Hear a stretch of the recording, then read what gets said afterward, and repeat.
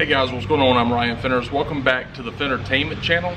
On today's video, I'm going to show you how to start your riding lawnmower if you have a faulty key switch. Stay tuned.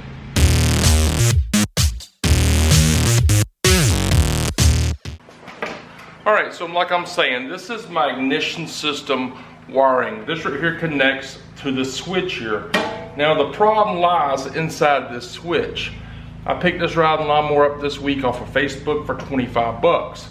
The current person said that owned it said the switch was faulty.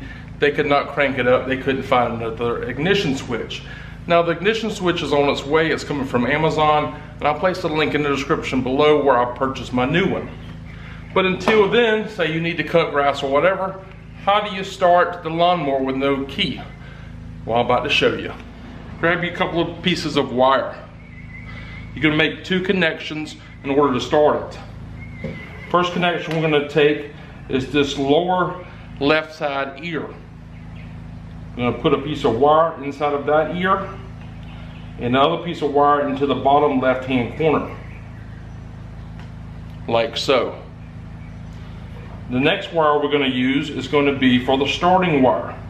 Right now it's like the ignition system is in the on position, but it's not started. And tap it to this one switch here. And now go ahead and put your choke on and tap it to this one terminal here in the middle right.